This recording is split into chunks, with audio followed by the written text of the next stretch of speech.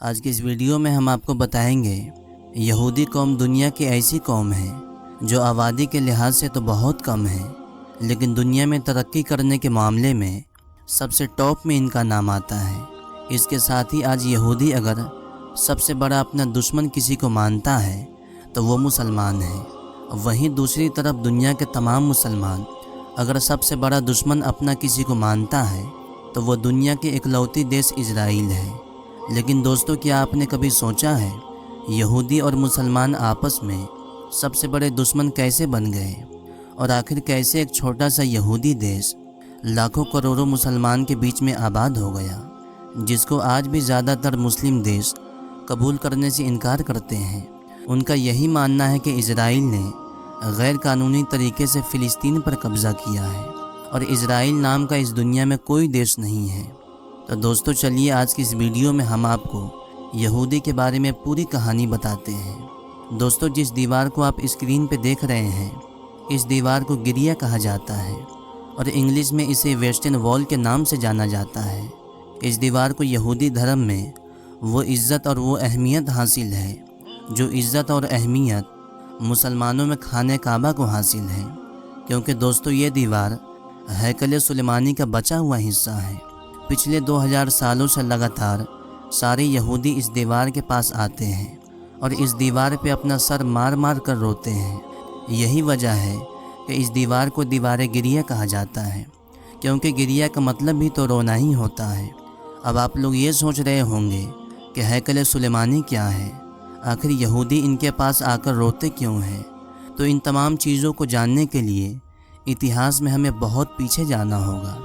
تو چلیے ہم آپ کو شروع سے بتاتے ہیں کہ ہیکل سلیمانی کوئی عجیب چیز نہیں ہے، بلکہ یہ ایک محل کا نام ہے۔ اگر ہم اپنی زبان میں کہیں تو جس طریقے سے ہمارا اور آپ کا گھر ہوتا ہے، جس طریقے سے ایک مکان ایک بلڈنگ ہوتا ہے، تو یہ بھی ایک عام بلڈنگ کا نام ہے، لیکن یہ اس دور میں بنائی گئی تھی جب دنیا کے سارے یہودی اپنے خیموں میں رہا کرتے تھے۔ یعنی اگر یہ کہا جائے کہ ہیکل سلیمانی یہودی کے اتہاس کا سب سے پہلا پکا مکان تھا تو شاید یہ کہنا غلط نہیں ہوگا۔ دوستو، خیمے بنا کر رہنے والے یہودیوں کو ہیکل سلیمانی بنانے کی ضرورت کیوں پڑی؟ یہ جاننے سے پہلے ہمارے لیے تابوت سکینہ کے بارے میں جاننا بہت ضروری ہے۔ اب آپ یہ سوچ رہے ہوں گے کہ تابوت سکینہ کیا ہے، تو آئیے ہم آپ کو بتاتے ہیں تابوت سکینہ کیا ہے۔ تابوت سکینہ یہ ایک صندوق کا نام ہے۔ لکڑی کا یہ صندوق علیہ السلام تک جتنے بھی نبی آئے تھے ان میں بہت سارے نبیوں کی یادیں موجود تھیں۔ قصص الانبیاء میں لکھا ہے کہ اسی تابوت میں حضرت موسیٰ علیہ السلام کا عصا مبارک بھی موجود تھا، اور ساتھ ہی ساتھ اس صندوق میں حضرت موسیٰ علیہ السلام پر نازل ہونے والی کتاب یعنی توریت کی اوریجنل کاپی موجود تھی، وہی کاپی جو اللہ کی طرف سے حضرت موسیٰ علیہ السلام کو دی گئی تھی۔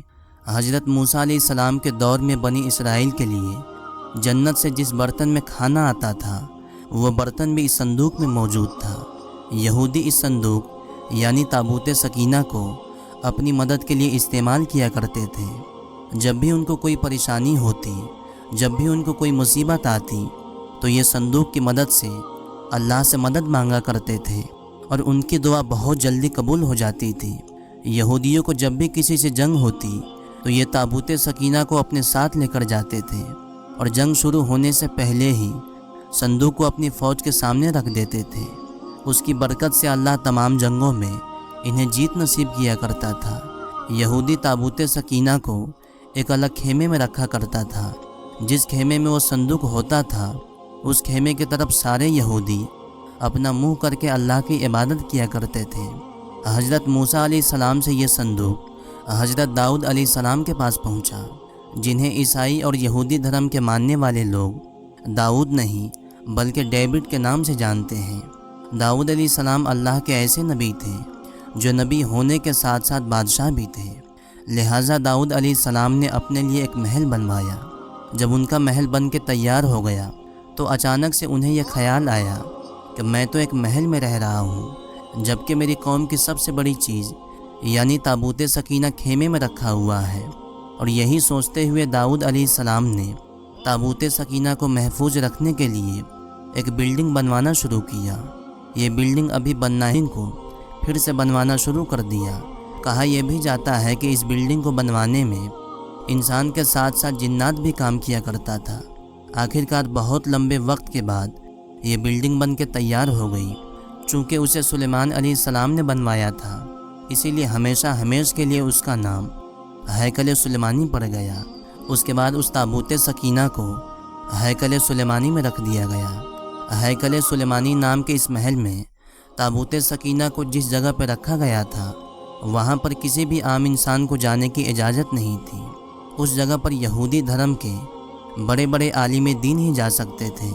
دوستو اس کے بعد دھیرے دھیرے وقت گزرتا گیا اور یہ قوم بھی دھیرے دھیرے بگڑتی چلی گئی۔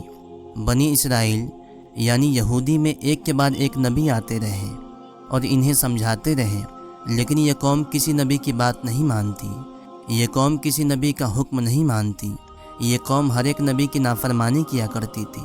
یہ قوم دن بدن گناہ میں مبتلا ہوتے چلی گئی۔ آخر میں اللہ کے ناراضگی کی وجہ سے ان پر ایک دن اللہ کا عذاب نازل ہوا۔ اس وقت بابل میں ایک ظالم بادشاہ تھا جس کا نام بخت نصر تھا، جس کو بائبل میں نبوت نصر کے نام سے ذکر کیا گیا ہے۔ اس نے یہودیوں کے ملک پر حملہ کر دیا تھا اور یہودیوں کے ملک کو جیتنے کے بعد اس نے تابوت سکینہ کو ہیکل سلیمانی سے نکال لیا تھا اور تابوت سکینہ کی بہت بے ادبی کی اور یہودیوں کو یہ حکم دیا کہ وہ خود اپنے ہاتھوں سے اس پاک ہیکل سلیمانی کو توڑ دے۔ اس وقت یہودی چونکہ مجبور تھے، وہ روتے جاتے اور اپنے مقدس ہیکل سلیمانی کو توڑتے جاتے۔ اس حملہ میں بخت نصر نے تقریباً 6 لاکھ یہودی کو قتل کر دیا تھا اور 2 لاکھ یہودی کو قیدی بنا کر وہ اپنے ساتھ بابل یعنی عراق لے کے آیا تھا۔ بخت نصر نے اپنے شہر بابل سے باہر ایک نئی شہر آباد کی جس کا نام تل ابیب رکھا۔ اس بستی میں ان سارے یہودیوں کو آباد کیا جس کو وہ قید کر کے بابل لایا تھا۔ دوستو اس حادثے کے بعد کبھی یہ پتہ نہیں چل پایا کہ آخر وہ تابوت سکینہ کہاں گیا، کیونکہ بخت نصر نے تابوت سکینہ کی بہت ہی زیادہ بے ادبی کی تھی، اسی لیے اس پر بھی اللہ کا عذاب نازل ہوا۔ اس وقت ایران کے ایک بادشاہ سائرس نے بابل پہ حملہ کر دیا اور بابل کے بادشاہ کو ہرا کر بابل کی اس سلطنت کو ہمیشہ ہمیش کے لیے ختم کر دیا۔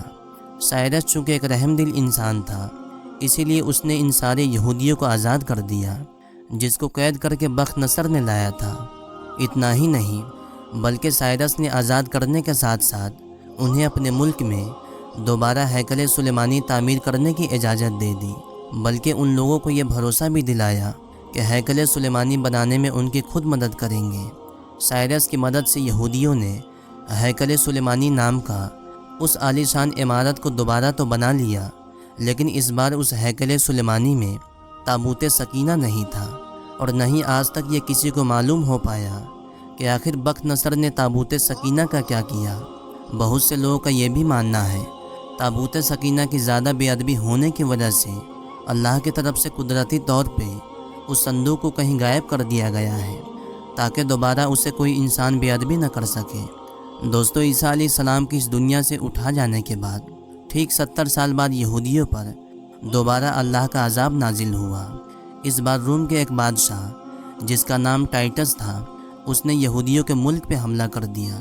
ٹائٹس بخت نصر سے بھی زیادہ خطرناک تھا۔ اس نے ایک ہی دن میں لاکھوں یہودیوں کو قتل کر دیا۔ اس کی فوج نے یہودیوں کے شہر یروشلم پر بڑی بھیانک تباہی مچانے کے بعد ہیکل سلیمانی کو دوبارہ سے توڑ دیا اور یہودیوں کو یروشلم سے باہر نکلنے پر مجبور کر دیا تھا۔ یروشلم سے نکلنے کے بعد سارے یہودی پوری دنیا میں ادھر ادھر بکھر گئے اور ہر جگہ پریشان اور ذلیل ہوتے رہے۔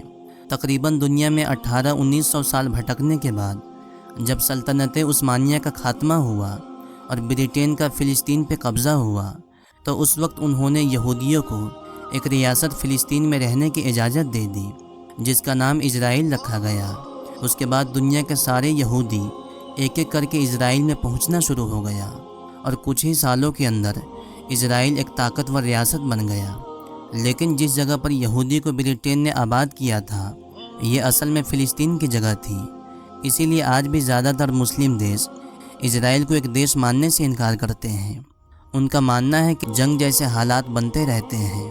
دوستو آج جب دنیا کے سارے یہودی ایسی جگہ پر آباد ہو گئے ہیں जहाँ पर आबादी से 2000 साल पहले हैकल सुलेमानी हुआ करता था, तो उन लोगों ने ताबूत सकीना को बड़ी तेज़ी के साथ ढूंढना शुरू कर दिया है, क्योंकि उन लोगों का मानना ये है ताबूत सकीना जिसके भी पास होगा वो दुनिया के सबसे ताकतवर इंसान बना रहेगा। इसीलिए इजराइल के सारे यहूदी ताबूत सकीना को ढूंढने के बाद मस्जिद अक्सा को शहीद करके उसकी जगह हैकल सुलेमानी की तामीर करना चाहते हैं। चूँकि आज से 2000 साल पहले जिस जगह पर हैकल सुलेमानी नाम का वो महल हुआ करता था, उसी जगह पर आज मस्जिद अक्सा मौजूद है। दोस्तों, इस वीडियो के बारे में आपकी क्या राय है, कमेंट बॉक्स में ज़रूर बताइएगा। आइए हम सब मिलकर अल्लाह की बारगाह में दुआ करते हैं। मौला, जितने भी लोग इस वीडियो को देख रहे हैं, जितने भी लोग इस वीडियो को सुन रहे हैं, उनकी तमाम परेशानियों को दूर अता फरमा, उन्हें नेक रास्ते पर चलने की तौफीक अता फरमा, उन्हें आने वाली हर आफत मुसीबत से बचा। और या अल्लाह, फ़िलिस्तीन में रहने वाले हर मुसलमान की मदद फरमा, उन्हें हर तरह की परेशानी से बचा, उन्हें गैब से मदद फरमा।